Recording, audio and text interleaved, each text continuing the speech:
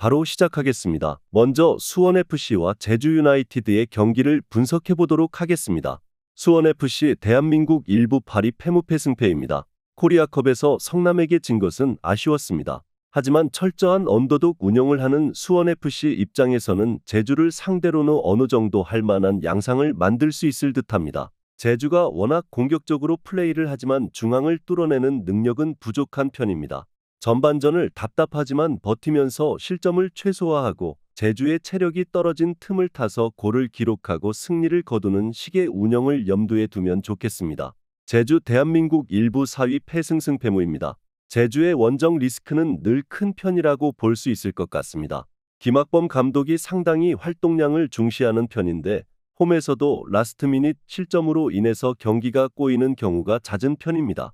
특히 지난 매치에서도 천안을 상대로 한 골을 90분에 허용하면서 연장전과 승부차기까지 간 점은 제주 입장에서도 원정을 앞두고 상당히 뼈아픈 요소가 될 수 있을 듯합니다. 전반전을 버티고 후반에 승부를 보는 식으로 가게 될 수도 있습니다.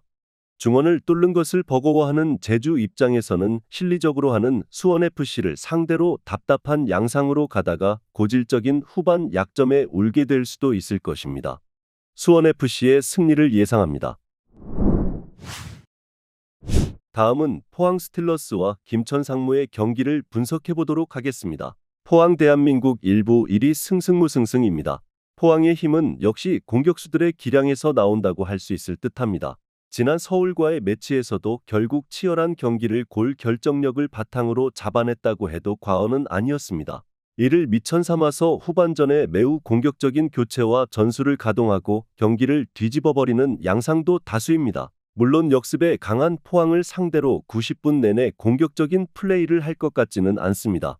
김천 대한민국 2부 2위 승패승승승입니다.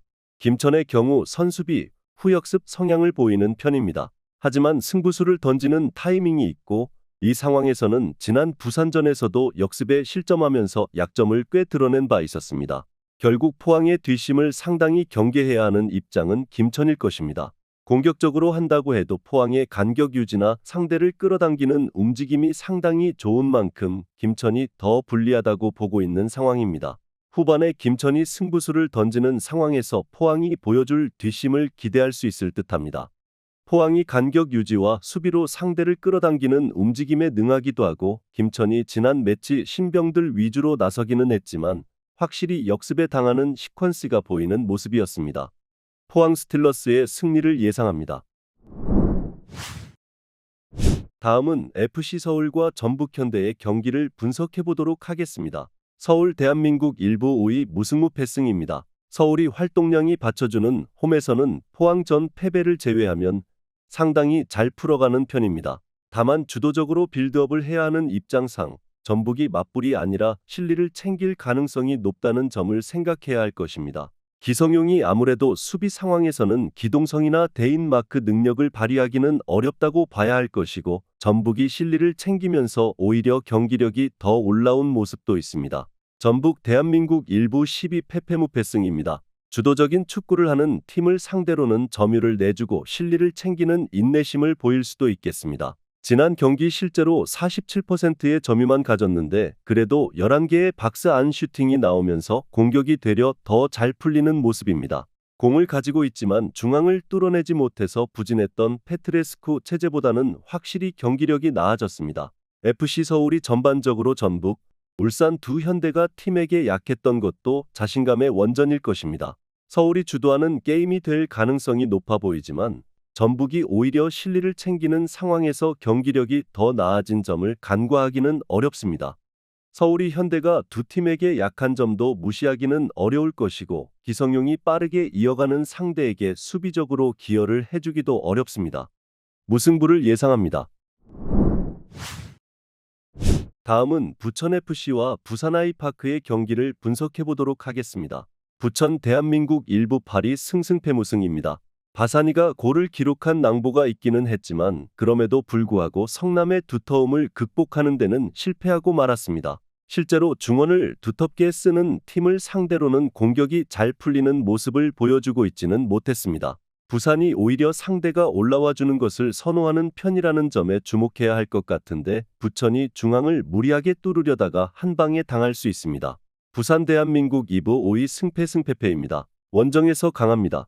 지난 경기도 김천 원정에서 패하기는 했지만 김천이 후반에 승부를 보는 타이밍의 역습으로 안병준이 골을 기록하는 등 어느 정도 저력을 보여준 상태입니다. 부산도 수비에서는 측면이 약하다는 약점이 있는 팀이기는 하지만 그래도 부천이 상당히 중앙에서 힘을 집중할 것임을 생각한다면 리스크가 아주 크지는 않을 것으로 보고 있습니다. 부산이 원정에서의 강세를 이어갈 것으로 보고 있는 매치입니다. 일단 역습 상황에서 강한 면모를 보여주는 편이고 부천이 아직 공격력이 완벽하게 올라온 모습은 아닙니다. 중원을 무리하게 돌파하려다가 부산이 잘 아는 역습에 한 방을 얻어맞는 시나리오도 어느 정도 생각해 볼 수 있을 것입니다. 부산 아이파크의 승리를 예상합니다. 마지막으로 성남FC와 충북 청주FC의 경기를 분석해 보도록 하겠습니다. 성남 대한민국 2부 12승승무무승입니다.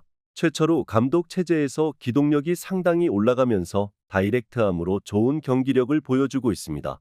다만 부천과 아산 등 잠그기에 일가견이 있는 팀을 상대로는 명확한 공격력까지 보여줬다고 하기는 어렵습니다. 충북 청주가 공격력은 또 모르겠지만 적어도 수비에서는 강점을 꾸준하게 유지하고 있는 전력이라는 점이 부담이 될 수 있을 것입니다. 충북 청주 대한민국 2부 6위 패패무무승입니다. 대구를 격파하는 이변을 쓰기는 했지만 충북 청주가 연장 혈투 끝에 승리를 거둔 것입니다. 여전히 득점 가뭄이 해소되고 있는 상황은 아닙니다. 많은 선수들이 고르게 골을 넣는 상황임에도 지난 시즌 주포인 외국인 선수의 이탈이 아쉬운 요소라는 점은 확실할 것입니다. 그래도 퇴장자가 나온 아산전 사실점을 제외하면 안정적으로 수비를 구축하고 있다는 점은 높게 평가할 수 있을 것으로 보입니다. 성남도 잠그기를 잘하는 팀을 상대로 뚜렷하게 경기력적으로 득점력에서 압도하는 모습은 아니었고 충북 청주도 주포라고 할 만한 선수가 부족한 양상입니다.